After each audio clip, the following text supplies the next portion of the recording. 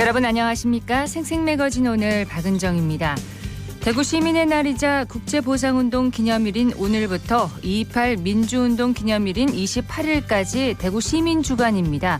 올해 시민주간은 대구 굴기 시민정신의 힘으로라는 슬로건 아래 기념식과 문화행사, 다양한 시민 혜택을 제공하는 부대 행사가 펼쳐지는데요. 미술관과 과학관 상설 전시장을 무료로 입장할 수 있고요. 시내 주요 유원시설 이용료도 할인됩니다. 또 대구로와 연계한 할인 쿠폰이 제공되고 공영주차장 요금도 50% 감면된다고 하는데요. 나라가 어려울 때마다 분연히 일어났던 자랑스러운 대구 시민 정신을 기념하는 대구 시민주간. 오늘을 살아가는 힘으로 많은 시민이 기억하고 또 의미를 되새기면 좋겠습니다. 2월 21일 화요일 생생매거진 오늘 먼저 안동과 포항 울릉 연결해서 그곳의 날씨와 소식 듣겠습니다. 안동입니다. 오늘 아침은 어제보다 더 춥습니다. 경북 대부분 지역이 기온 영하권 보이면서 어제 이 시간보다 3도 이상 내려갔는데요. 안동의 아침 기온 영하 7도, 청송은 영하 11도까지 뚝 떨어졌습니다. 내일 아침까지는 평년보다도 기온이 낮아 옷차림에 신경 써주셔야겠습니다. 낮에는 대부분 지역에서 7도에서 8도까지 기온이 올라가는데요. 낮 최고 기온은 안동과 예천 6도, 청송 5도가 예상됩니다. 10도 이상의 큰 기온차에 건강관리 잘해주시길 바랍니다.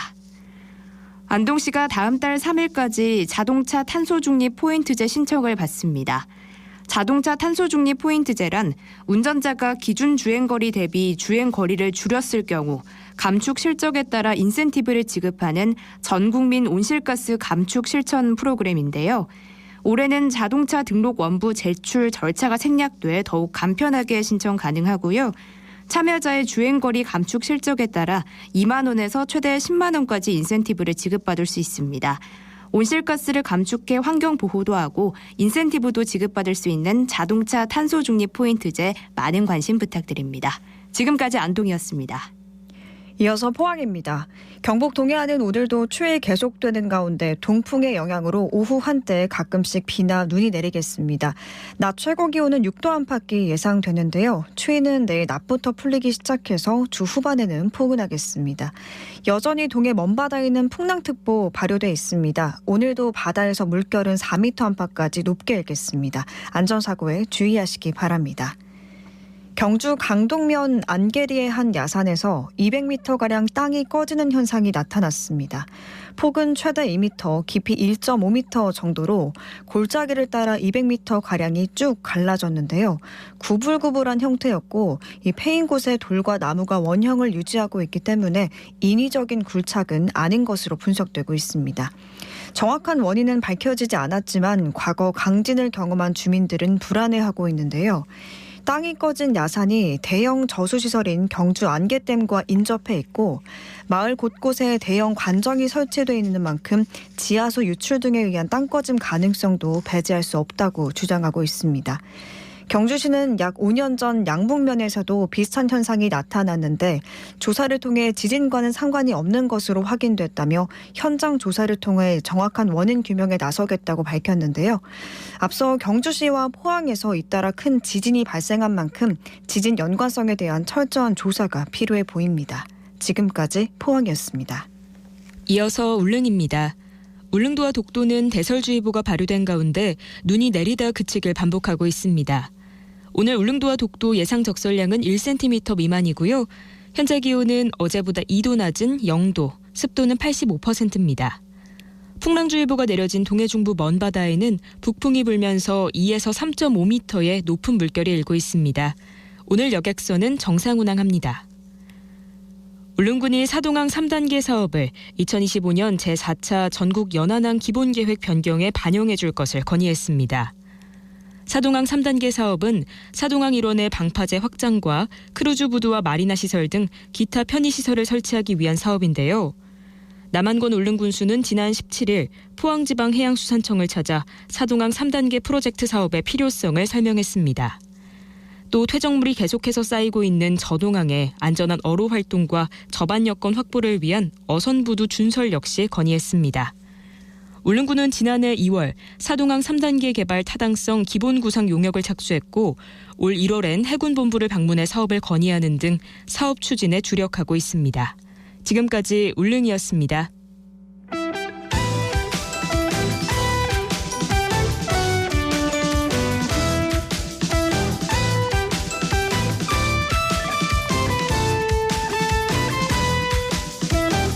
열한 시 10분입니다. 키워드로 살펴보는 오늘의 지역 뉴스 매일신문 구민수 기자와 함께합니다. 어서 오세요. 네, 안녕하세요. 네, 오늘의 첫 번째 키워드는 뭔가요? 네, 공무원 중식 휴무입니다. 공무원 중식 휴무. 이게 네. 언제부터 시행되나요? 네, 기존 계획은 4월부터 시범 운영을 하기로 했는데요. 네. 실제 시행까지는 조금 시간이 걸릴 것 같습니다. 오늘 대구구청장 군수협의회가 열리는데요. 점심시간 휴무제에 대해서 논의하기로 했습니다. 오늘 열리는군요. 네. 앞서 4월부터 9월까지 정오부터 오후 1시까지 업무를 중단하는 점심시간 휴무제를 시범 실시하기로 했는데요. 하지만 홍준표 대구시장의 강한 반대와 홍보 부족 등으로 아예 무산되는 것 아니냐는 우려가 나오고 있습니다. 네. 지난해 홍준표 대구시장은 자신의 SNS를 통해서 점심시간 민원실 폐쇄는 시민들을 곤란하게 만드는 대단히 잘못된 조치라고 지적하면서 반대 입장을 분명하게 밝혔습니다. 이에 대해서 공직사회도 크게 술렁였죠? 네, 점심시간 휴무제는 2017년에 경남 고성군에서 처음 시작해서요. 경기 양평군, 충북 제천시와 보은군 등 일부 지역에서 시행을 하고 있습니다. 시행하고 있는 곳이 있군요. 네. 부산 중구와 기장군을 포함한 10개 구군도 올해부터 도입하기로 결정했는데요. 시민들 사이에서는 시각차가 극명하게 갈렸습니다. 그렇겠죠. 특히 업무상 구청을 자주 찾는 분들이 거세게 반발을 하고 있는데요. 제도에 대해서도 잘 모르는 시민이 많았습니다. 네. 여론조사 결과를 보면 대구 시민 10명 중 6명은 아직도 모른다고 답을 했고요. 또한 점심시간 휴무제를 알고 있는 시민들은 제도 도입 자체에 대해서 반대하는 비율이 찬성보다 2배 이상 웃도는 것으로 나타났습니다. 그렇군요. 4월부터 이것도 그냥 본격적인 실시가 아니고 시범 실시인데 네. 일단 2달 채 남지 않았거든요. 시행 예상 네. 날짜까지. 시민의 좀 충분한 공론화 과정이 필요해 보입니다. 네, 반면에 공무원 노조는 휴무제를 더욱 확대해야 한다라고 주장하고 있습니다. 단지 식사를 하기 위한 시간이 아니라 기본적인 노동권이라는 주장인데요. 네. 오늘 구청장 군수협의회에서 어떤 이야기가 나올지 기대되는 대목입니다. 두 번째 키워드는 뭔가요? 네, 감염 예방용 가림막입니다. 지금 사무실에도 지금 설치돼 있거든요. 네. 코로나19로 이제 학교 급식실이나 식당 등에 많이 설치된 플라스틱 네. 가림막을 가리키는 거잖아요. 네, 지난 3년 동안 학교 식당, 회사 회의실 등에 곳곳에 비치가 됐었는데요. 거리두기 완화 조치에 따라서 퇴출될 위기에 처했습니다. 퇴출됩니까? 네. 그러나 이 가림막 철거 과정에서 자칫 플라스틱 쓰레기만 수백만 개 발생하는 것 아니냐는 우려가 나오고 있는데요. 정부와 개별 기관 등이 재활용에 대한 고민이 커지고 있습니다. 네. 특히 전국 유치원과 초중고등학교는 급식실 가림막을 계속 설치할지를 두고 논의를 하고 있는데요.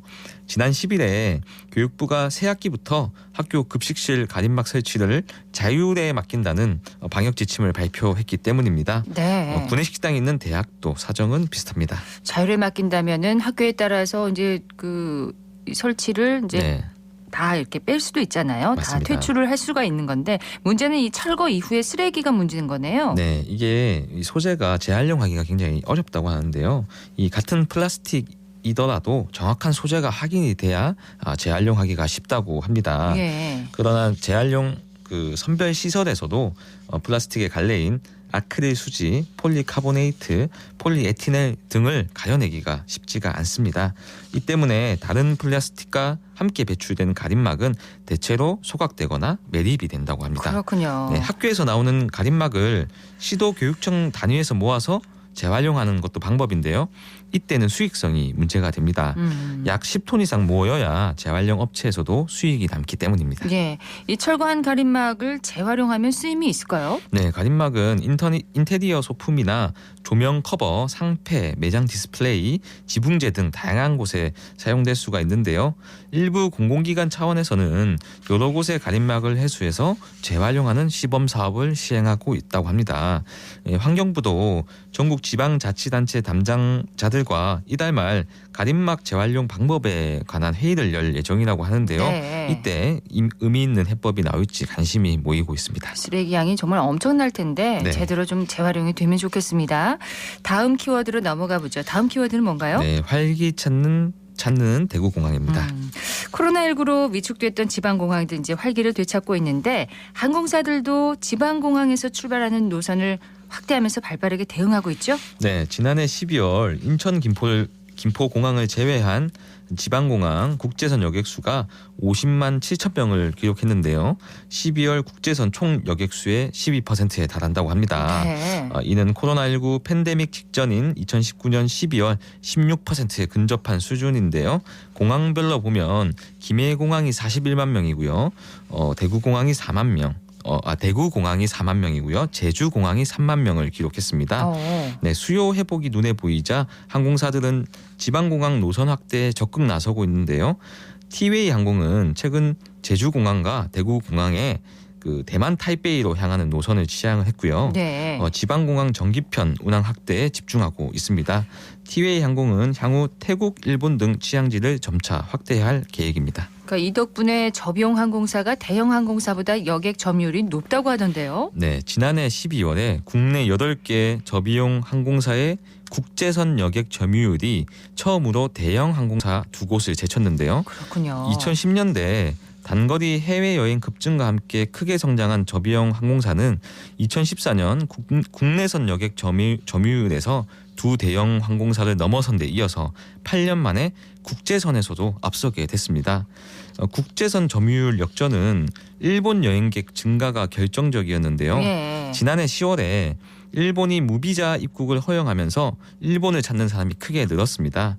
유럽, 미국 등 장거리보다는 단거리 여행 선호가 커졌고 여기에 엔저 현상까지 더해지면서 일본 여행 수요가 예상보다도 빠르게 그렇죠. 회복했습니다. 또 가까우니까요. 네. 코로나19로 막혔던 지방공항 하늘길이 이렇게 넓어지면서 해외를 찾는 여행객들 더욱 늘어날 것 같습니다. 네, 대구시도 최근에 대만 관광객들을 대상으로 한 유치 활동을 크게 벌이고 있는데요. 현지 여행사를 초청해서 팸 투어를 하기도 했고요. 지난달부터 3천 명이 넘는 대만 관광객이 대구를 찾기도 했습니다. 예. 대구 타이베이 노선은 지난달 29일 지내어 이달 2일 티웨이에서 2020년 이후 3년 만에 재취항했고요. 최근에는 또 티웨이 대구 나리타 노선을 통해서 대구공항에 도착하는 일본인 관광객들도 있다고 합니다. 적극적인 유치 활동이 필요한 시점입니다. 네.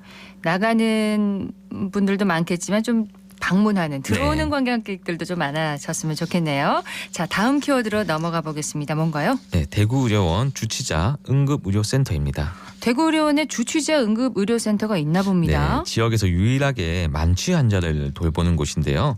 지난 2014년에 문을 열었습니다. 경찰관과 의료진이 함께 근무하면서 알코올 중독이 의심되는 상습 주치자와 거리에서 발견된 환자, 노숙인을 보살피고 있습니다. 비수도권에서는 처음으로 생겼고요. 네. 하루 평균 3명꼴로 찾는다고 합니다.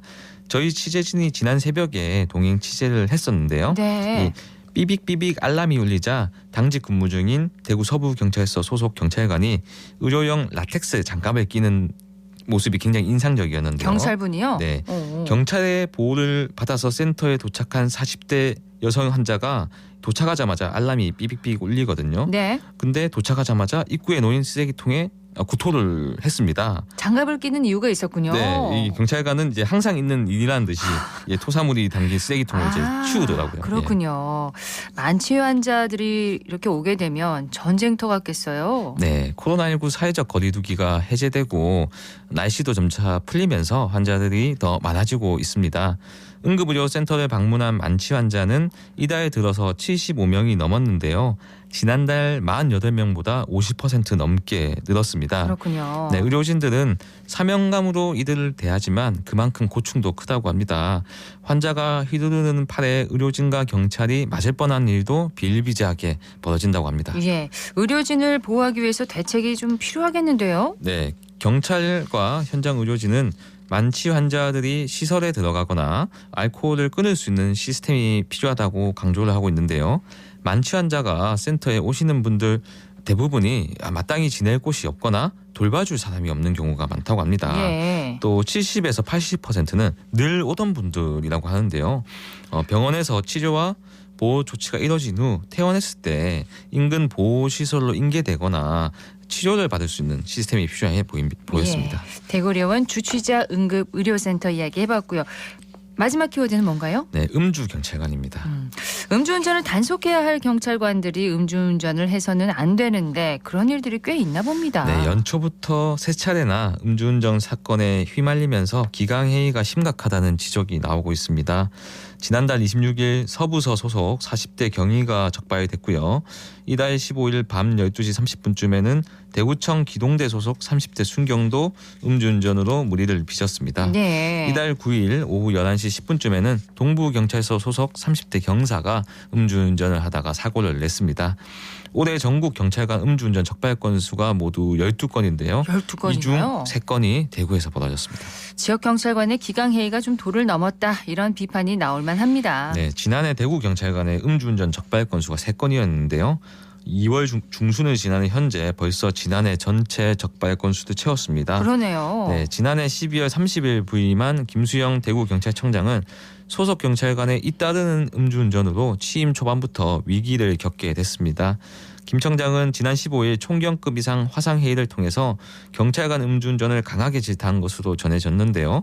또 추가 음주운전 적발 시에는 소속 경찰서장이 직접 대면 보고토록 지시한 것으로 알려졌습니다. 네, 소속 경찰관이 음주운전에 적발된 서부서와 동부서 그야말로 비상에 걸렸겠습니다. 네, 서부서도 서장 주재로 대책회의를 열고요. 연중 수시로 음주운전 근절 캠페인을 벌이기로 했습니다. 동부서는 지난 15일부터 부서별 음주운전 예방활동 특별 점검에 나서기로 했고요. 각 서장들은 아침 회의 때마다 직원들에게 음주운전에 대해서 경각심을 가져달라고 강조하는 것으로 전해졌습니다. 네. 공무원의 이 음주는 또 신분상에도 지장이 클 텐데 좀 근절이 안 되나 봅니다. 네, 나 하나쯤이야라는 안일한 생각에 운전대를 잡는 것으로 보이는데요. 코로나 시기 동안 음주 단속을 덜한 것도 영향을 미친 것으로 보입니다. 그렇군요. 네, 공무원 음주운전은 보통 정직, 해임, 파면 등 중징계 처분이 내려지는데요. 경찰관이 형사처벌 받은 사례도 음주운전이 단연 1위였습니다. 그렇습니까? 절반 가까이가 중징계를 받았고요. 음주운전에 따른 재산상, 신분상 불이익이 크다는 점을 알리고 근절하는 분위기를 형성해야 한다는 지적이 큽니다. 예. 단속해야 할 경찰이 음주운전을 해서는 안 되겠죠? 네. 예, 시민들이 누굴 따르겠습니까? 맞습니다. 예, 오늘을 보는 키워드 뉴스 매일신문 구민수 기자였습니다. 고맙습니다. 네, 감사합니다.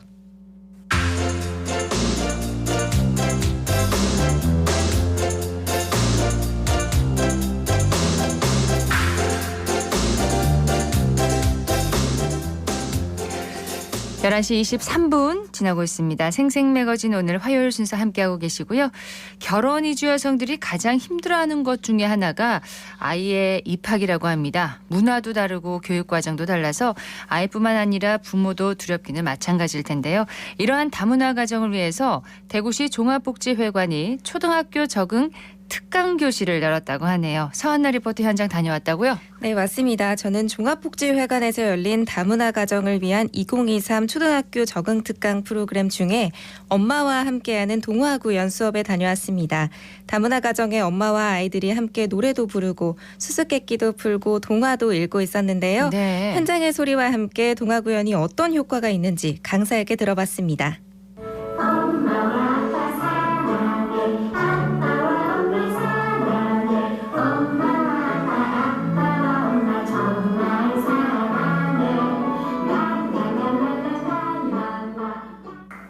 누구일까요?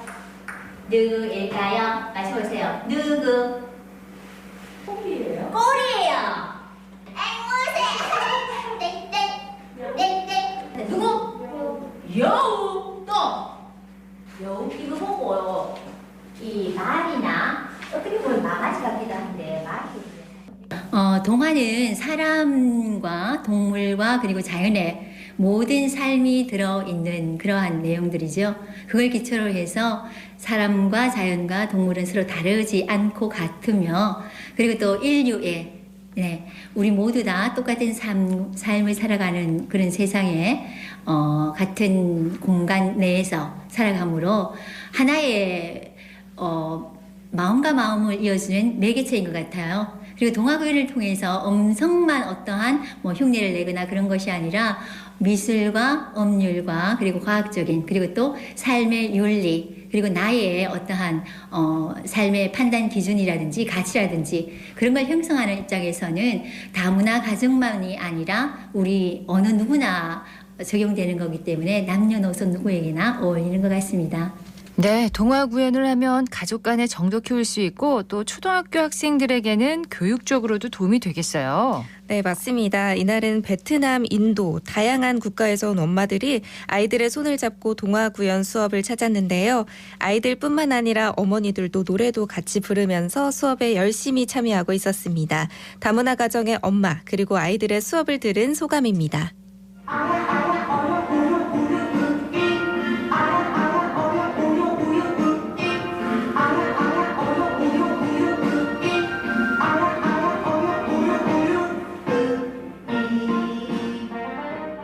네, 안녕하세요. 저는 도루동에서 살고 있는 사남매 엄마입니다. 어린이집에 그 조감 선생님 소개해줘서 오셨는데 무료 프로그램 있으면 항상 선생님들이 안내해주고 해서 그렇게 알게 됐어요. 그래서 왔어요. 오늘 아이들하고 같이 수업 들어보니까 어떠세요? 네, 항상 재밌고 즐거웠습니다. 저는 5학년 이혜연입니다. 동화책 읽는 게 재밌었어요. 저는 6학년 바이두샤입니다. 처음에 엄마가 한국어 배운다고 여기서 이제 찾아서 왔어요. 네, 동생이랑 엄마랑 같이 동화구연 수업 들으니까 어땠어요? 네, 선생님이랑 소통하고 많이 소통하니까 재밌었어요. 동화책 그거 배우는 거랑 노래 같은 것도 배우는 거 재밌었어요. 다양한 문화를 가진 다문화 가정들이 지역 주민들과 더불어 살아갈 수 있도록 좀 이런 프로그램들이 많이 운영되면 좋겠어요. 네, 그렇습니다. 외국인 주민들의 정착을 돕는 외국인 주민 배움터에는 초등학교 적응 특강 외에도 온라인 한국어 교육, 멘토멘티 만남의 날 등 다양한 프로그램들이 운영되고 있다고 하는데요. 자세한 이야기 종합복지회관 배정미 복지상담 팀장에게 들어봤습니다. 안녕하십니까. 종합복지회관 관리사무소에 근무하는 복지상담팀장 배정미입니다. 대구시 종합복지회관 관리사무소에서는 외국인 주민들의 안정적인 정착과 자립 역량 강화를 위한 외국인 주민 배움터를 운영하고 있습니다. 외국인 주민 배움터 과정에 온라인 한국어 교육, 초등학교 적응 특강, 기타 연계 사업으로 멘토 멘티 만남의 날을 운영하고 있습니다. 교육 연계의 일환인 초등학교 적응 특강은 초등학생 자녀를 둔 다문화 가정을 대상으로 다양한 체험 활동을 통해 한국 문화 이해의 폭을 넓히고자 초등학교 적응 특강을 열게 되었습니다. 대상은 초등학생 자녀를 둔 다문화 가정 부모와 자녀입니다. 교육 기간은 자녀와 함께 참여할 수 있도록 방학 기간 중 4일간 운영됩니다. 평소 참여하기 어려웠던 다양한 만들기 체험 학습을 통해서 가족들과 추억을 쌓고 자녀들은 성취감과 자신감을 키우는 소중한 시간이 되었다고 합니다. 외국인 주민 배움터 프로그램 중에 온라인 무료 한국어 교육은 현재 모집 중에 있는데요. 네. 누구나 가능하니까 필요한 분들은 신청하면 좋겠습니다. 다문화 가정을 위한 초등학교 적응 특강 소식 잘 들었습니다. 서한나 리포터 고맙습니다. 고맙습니다.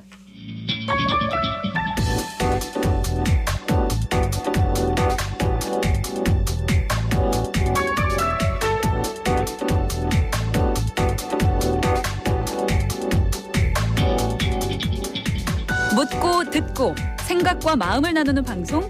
지금 여러분께서는 대구 경북을 보고 듣는 생생 매거진 오늘을 함께하고 계십니다.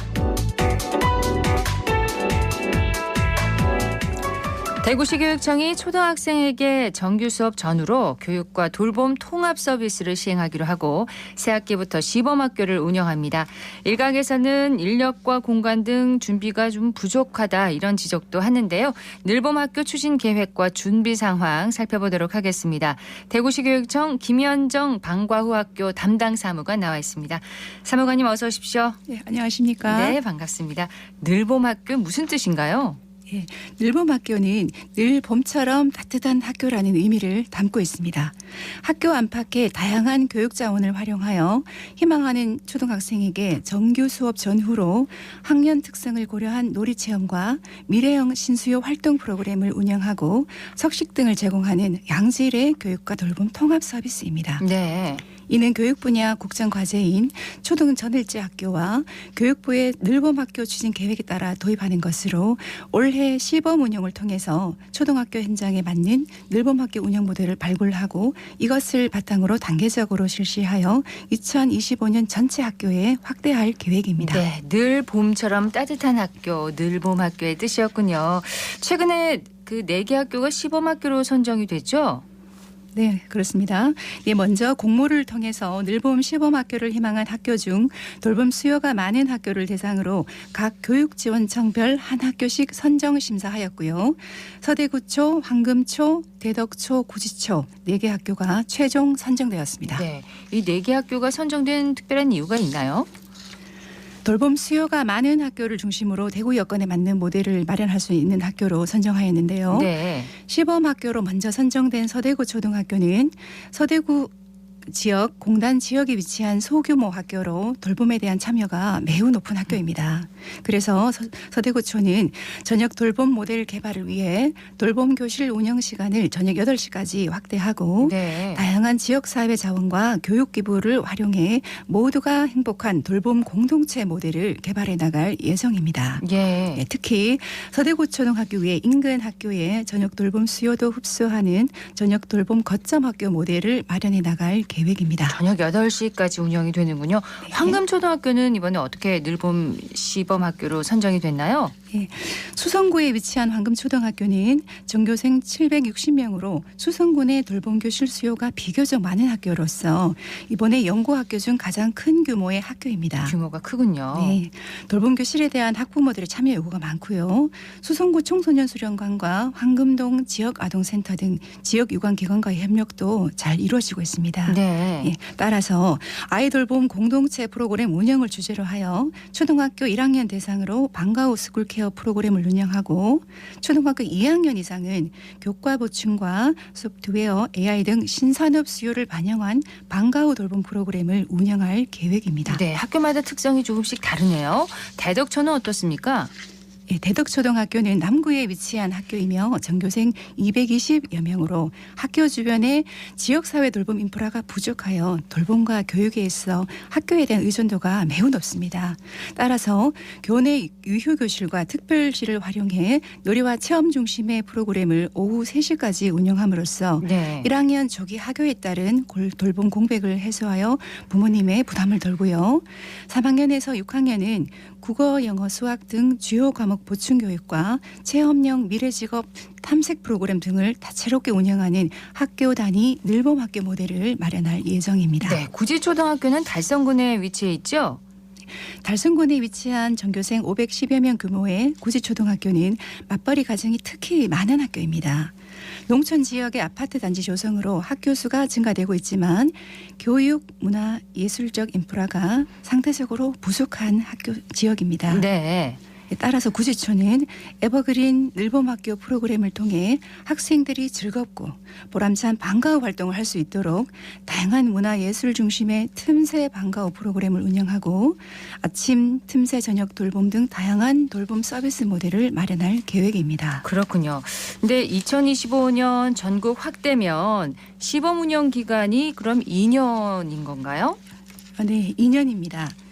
2023년 올해 늘봄 연구시범학교 4개 교를 시작으로 2024년도에는 시범학교뿐만 아니라 선도학교를 4개 정도 공모하고 일반화 가능한 모델을 지속적으로 고민하여 2025년도부터 전 학교로 확대할 계획입니다. 네.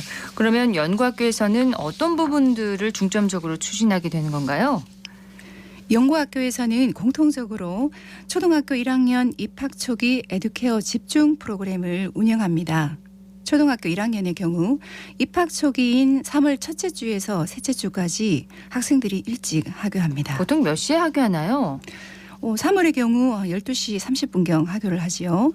이처럼 하교 시간이 빠르기 때문에 돌봄 공백이 발생하니 희망하는 학생들을 대상으로 놀이 체험형 돌봄 프로그램을 무상으로 운영합니다. 네. 그리고 돌봄 교실에 참여하지 못하는 3학년 이상의 학생들을 대상으로 방과 후 연계 틈새 돌봄 프로그램을 무상으로 운영하고 방과 후 프로그램을 주 1, 2회 수강하는 경우 프로그램 사이 돌봄 공백 해소를 위해 AI, 코딩, 빅데이터 등 신산업 분야 방과 후 프로그램을 개설하여 운영합니다. 네. 또한 돌봄 유형을 다양화하기 위해서 저녁 8시까지 저녁 돌봄 교실을 운영하여 신체 활동 등의 프로그램을 운영하고 석식도 제공합니다. 네.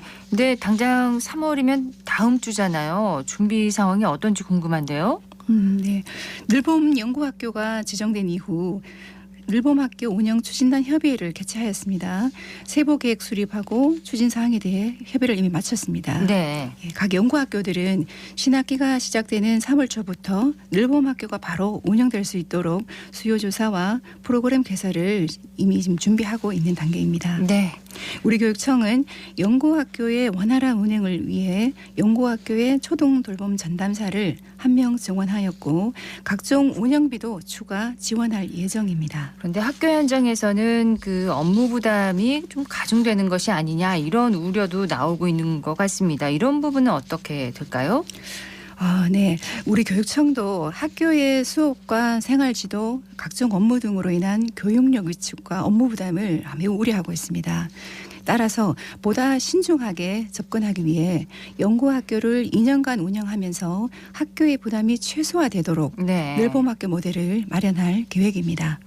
또한 교사의 방과 후 학교 업무 부담 경감을 위해서 방과 후 학교 강사 선정 지원 시스템을 구축하고 있고요. 올해 8월에 완료할 예정입니다. 네. 그 밖에도 연구학교의 안전관리 요원 활용, 돌봄 전담사 업무 매뉴얼 개발 등 일선학교의 방과 후 업무 경감 방안도 2년간 적극 마련해 나갈 예정입니다. 근데 늘봄학교를 운영하면은 교실을 따로 마련을 하는 겁니까? 아니면 일반 교실에서 수업 후에 늘봄 교실로 활용되는 건가요? 네, 그 학교마다 기존에 돌봄실이 다 마련되어 있습니다. 그렇지만 돌봄실 외에도 특별교실, 운동장, 강당 등 학교 여건에 맞도록 다양하게 활용을 계획하고 있습니다. 그리고 현재 운영 중인 돌봄실은 지속적으로 환경을 개선해 왔기 때문에 학생들이 활동해 하기에는 매우 쾌적한 상황입니다. 근데 학교에 따라서 아침에 이제 돌봄에 아침에 시작을 해서 저녁 8시까지 하잖아요. 12시간 돌봄을 제공하는 곳도 있을 텐데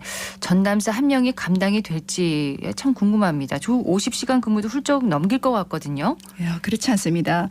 돌봄 전담사는 일반적으로 12시부터 오후 6시까지 근무하고 있는데요. 연구학교에 증원된 돌봄 전담사는 12시부터 저녁 8시까지 8시간 근무이므로 노동시간 연장과는 무관합니다. 12시부터군요. 네. 또한 돌봄 전담사 혼자 저녁에 돌볼 경우 퇴직 교원이나 대학생 등을 활용한 자원봉사자를 학교에서 활용할 수 있도록 안전관리 예산을 지원할 계획이 있습니다. 네, 혼자서는 좀 힘들 것 같긴 합니다. 자, 아이 입장에서도 최대 12시간 학교에 있는 거는 너무 좀 지치지 않을까 싶은데 이런 경우에 방과 후에 학습량만 좀 크게 늘어나는 것 아니냐 이런 우려도 있거든요. 우리 교육청도 정상적인 교육 과정이 우선이라고 생각합니다. 그리고 가정에서 부모의 돌봄이 최고의 돌봄인 것도 누구나 인지하는 바이고요. 그렇지만 맞벌이 등 돌봄 지원이 절실한 가정도 있으므로 학교별 수요조사 결과에 따라서 돌봄이 꼭 필요한 가정의 학생을 대상으로 신체 활동 위주의 프로그램을 편성하는 등 돌봄 교육을 운영해 나갈 예정입니다. 근데 아이들이다 보니까 수업 시간보다 오히려 이제 놀다가 다치는 경우도 많을 것 같습니다. 외부인 출입도 좀 엄격하게 관리를 해야 할 것 같고 안전 문제 무엇보다도 좀 신경을 써야 되지 않을까 싶은데요. 현재 학교에서는 앱이나 문자 서비스 등을 활용하여 돌봄 교실 참여 학생의 등하교와 출결 상황에 대해 학부모님들께 안내 서비스를 제공하고 있고요. 네. 자녀들의 돌봄 상황을 상시 확인할 수 있습니다. 예. 그리고 학교 지킴이, 안전 요원 등의 봉사 인력 등을 활용한 방안과 인근 경찰서 및 관할 지구대 등 유관기관과 협조하여 학생 안전 관리를 강화하는 방안도 마련 중에 있습니다. 그리고 평소 교육 활동 중 발생하는 안전 사고에 대한 학교 안전 공제의 보험이 늘봄 학교에 참여하는 학생들에게도 적용되므로 혹여라도 발생할 사고에 대한 보상 처리도 가능합니다. 네, 안전이 최우선이죠. 맞벌이 가정이 늘면서 아이 돌봄 문제가 이제 부모들 입장에서는 가장 큰 어려움 중에 하나인데 국가가 아이 돌봄을 책임지는 건 좋지만 그걸 학교의 몫으로 또 돌리는 건 아니냐 이런 생각도 듭니다. 지역사회에 많은 자원들이 활용되고 또 힘을 모아야 하는 일이 아닐까 싶어요. 어떻습니까? 초저출생 지속에 따른 인구 절벽 현상과 사교육 과잉 의존 등을 해소하기 위해서 국가의 아이 돌봄에 대한 책임이 매우 강조되고 있습니다. 네. 초등 돌봄이 현재는 학교가 주체가 되어 이루어지고 있지만 지역사회와의 협력과 네트워킹이 그 무엇보다도 중요한데요. 따라서 우리 교육청도 지역 아동센터 및 다함께 돌봄센터, 대구 미래교육지구를 통한 마을 돌봄과 마을 방과후를 적극 활성화하여서 지역과 함께하는 아이 돌봄이 이루어지도록 적극 노력해 보겠습니다. 네. 새 학기부터 시범학교 운영에 들어가는 늘봄 학교에 대한 기대와 우려에 대해서 오늘 함께 얘기를 나눠봤습니다. 대구시 교육청의 김현정 방과후 학교 담당 사무관이었습니다. 고맙습니다. 네, 감사합니다.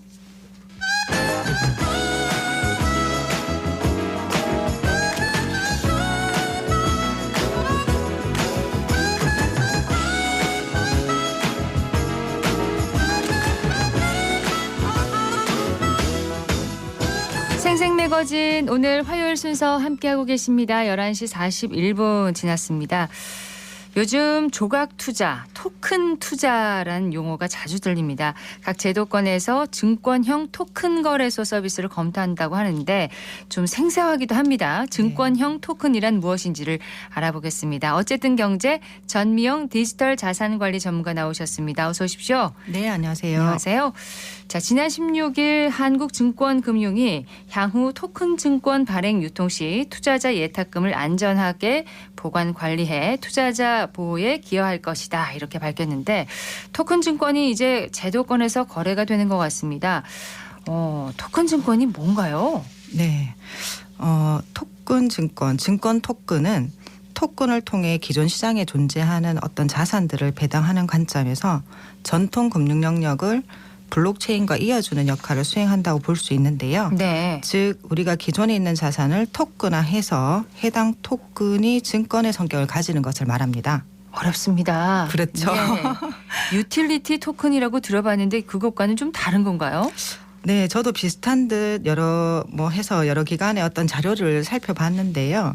이 유틸리티 토큰은 우리가 블록체인 기술의 가치를 증명하기 위해서 특정 블록체인 플랫폼에서 발행한 암호화폐를 뜻합니다. 네. 그래서 해당 블록체인 플랫폼에서 제시하는 추진되는 어떤 프로젝트나 디앱 이런 데서 화폐 대용으로 사용하는 경우가 그 특징이고요.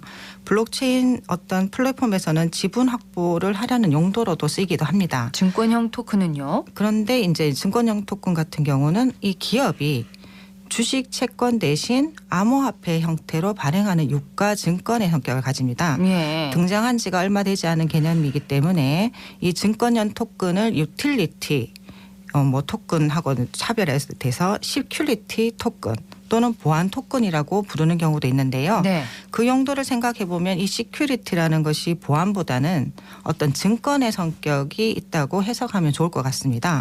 그래서 증권형 토큰은 블록체인 플랫폼이 제공하는 서비스를 활용할 권리 대신에 어떤 기업의 법적 소유권을 가지는 것을 의미하고요. 네. 이런 의미에서는 주식과 좀 비슷한 마찬가지 어떤 개념이 되게 되는 건데요. 이 증권형 토큰을 소유하고 있으면 이 기업에 대한 또는 기업의 블록체인 플랫폼에 낸 수익과 어떤 자산 일부를 배당받을 수 있는 그런 상황이 됩니다. 그래서 증권형 토큰은 그 용도가 주식, 채권, 유가증권과 동일하다고 보기 때문에 네. 법과 정책의 개입과 규제를 받아야 한다는 쪽이고요.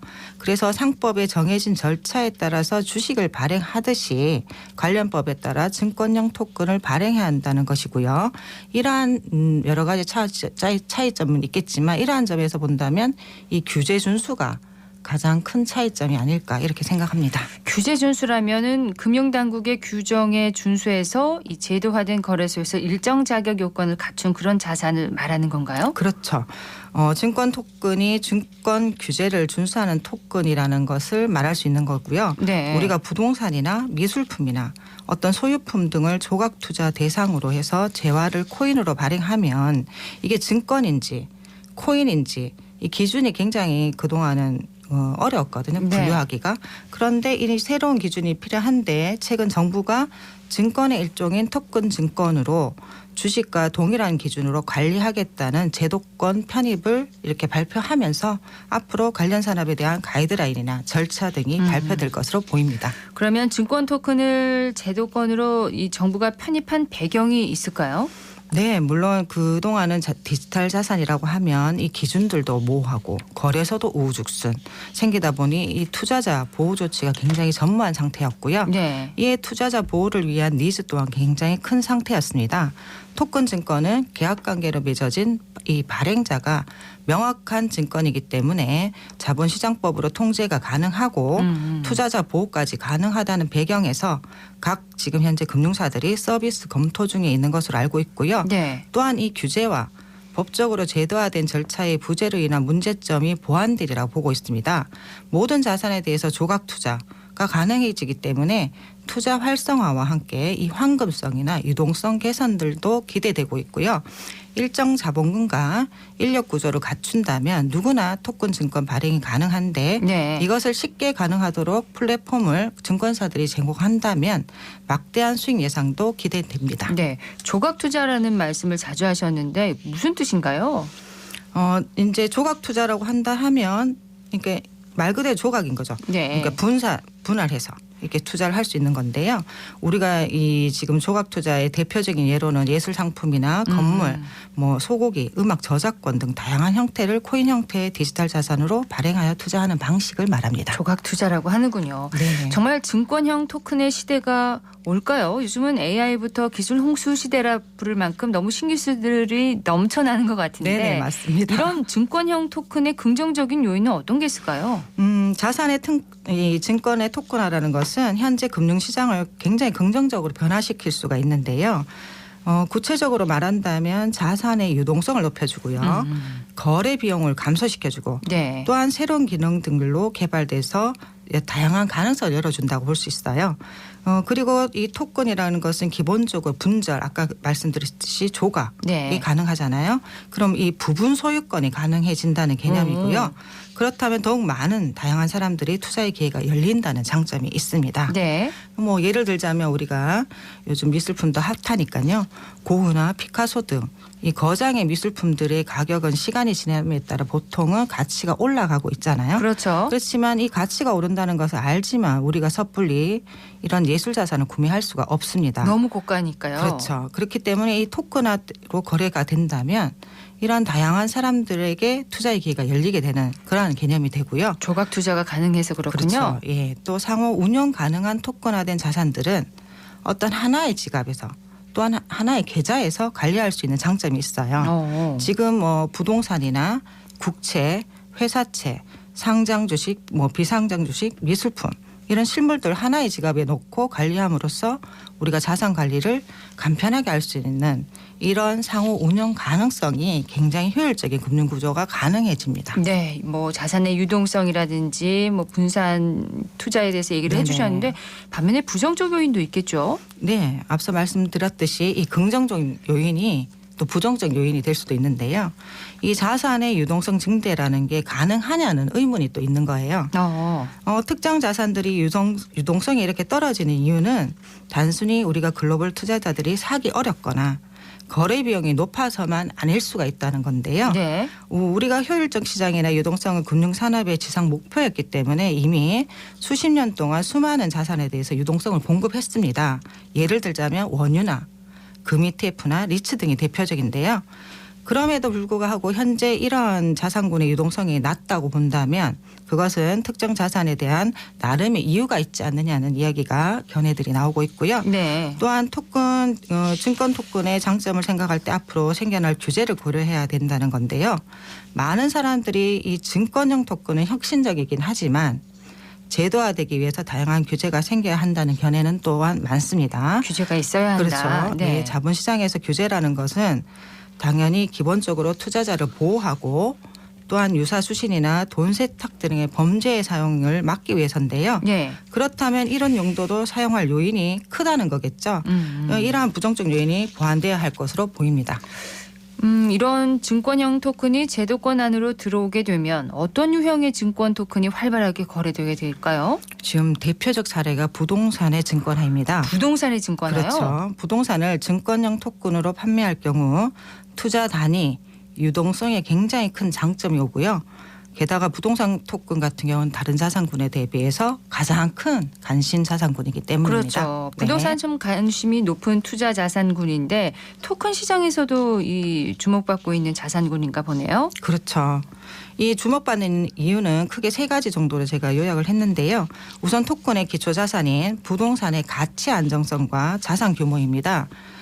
세상에 많은 종류의 자산이 있지만 부동산만큼 내재 가치가 튼튼한 자산이 드뭅니다. 네. 특히 임대 수익이 발생하는 부동산의 경우는 더욱 그 가치의 안정성이 크고요. 그렇죠. 두 번째 자산 시장 규모인데요. 전체 암호 자산의 가치의 65%를 차지하고 있는 이 비트코인도 지금 현재 1,692달러 하나로 우리가 생각하면 210조 규모입니다. 야. 이를 담보로 발행할 수 있는 금융 상품에는 한계가 있을 수밖에 없고요. 네. 반면에 이 부동산은 세계에서 가장 큰 자산군으로 그 규모가 228조 달러예요. 그럼 하나로 생각하면 28경 원이고요.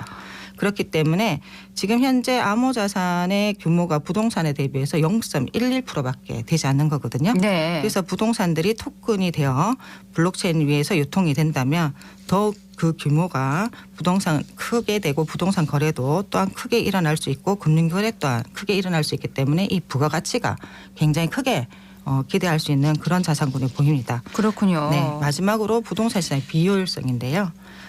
주식이나 채권 등은 상당히 효율화되어 있기 때문에 우리가 휴대폰만 가지고 있으면 누구나 주식을 거래할 수 있고 있죠. 예탁원에 예탁된 주식들은 각 증권사를 통해서 전자거래가 되고 있죠. 그런데 부동산을 생각해 보면 어떤가요? 여전히 종이계약에 그렇죠. 의존하고 있고 전문 중개사가 필요하고 거래 상대방이 정말 그 부동산을 소유하고 있는지 신용 리스크는 없는지 항상 우리가 조심을 해야 됩니다. 그죠? 네. 그리고 최근 사회적 이슈가 되고 있는 뭐 빌라왕이라든가 전세 사기 이런 이슈들 이런 것들 또한 굉장히 정보 시스템이 제한되어 있기 때문에 이제 일어날 수 있는 분들인데요.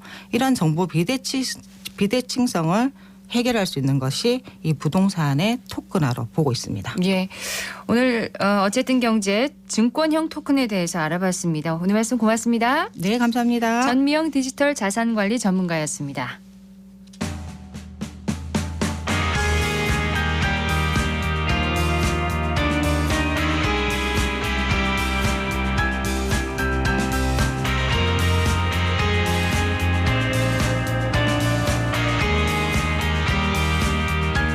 어리석은 세상은 너를 몰라 누에 속에 감춰진 너를 못 봐 나는 알아 내겐 보여 그토록 찬란한 너의 날개 겁내지만 할 수 있어 뜨겁게 꿈틀거리는 날개를 펴 날아올라 세상 위로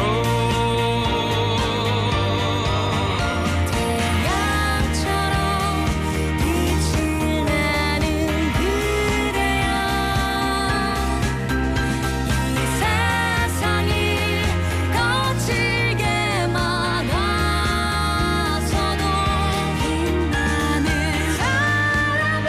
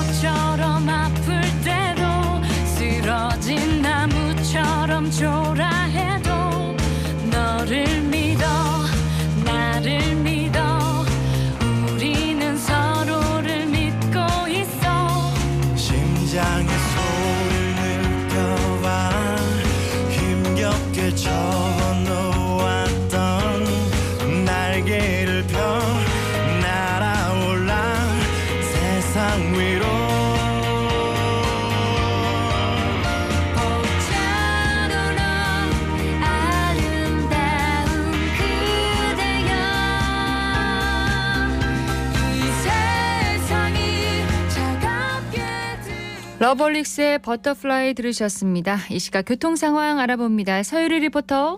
네, 먼저 시내도로 정보입니다. 국채보상로 비산내거리에서 동신교 구간 양방향 서행하고 있고 달구벌대로 계산오거리에서 방곡의 내거리 방향, 계산오거리 지난 지점 가장자리 차로에 가로수 가지치기 작업 중입니다. 월곡로 상인내거리에서 월성내거리 구간 양방향 신호주기에 따라 밀림과 풀림 반복하고 899 삼거리에서 동명내거리 방향은 동명교위 가장자리 차로에 화물차 관련 사고 처리 중입니다. 계속해서 고속도로 상황입니다. 경부고속도로 서울 방향으로 작업 구간 있습니다. 김천분기점 182.6km 지점에서 183km 지점 3차로에서 시설물 보수 작업 중이고요. 중앙고속도로 춘천 방향은 다분아들목에서 군이 분기점까지 어려움 없이 지납니다. 지금까지 이 시각 교통정보였습니다. 찬 공기가 내려오면서 오늘과 내일 반짝 추위가 이어지겠습니다. 오늘 아침 기온이 영하 9도에서 영하 3도 분포로 어제보다 2, 3도가량 낮았고요. 낮 기온도 영상 4도에서 7도 분포로 어제보다 1, 2도가량 낮겠습니다. 일교차도 15도 내외로 크게 벌어지니까요. 건강관리에 각별히 유의하셔야겠습니다. 반짝 추위가 지나고 23일부터는 아침 최저 기온이 영하 4도에서 영상 5도 사이로 오르면서 한층 포근해지겠습니다. 생생매거진 오늘 화요일 순서 여기까지입니다. 박은정이었습니다. 고맙습니다.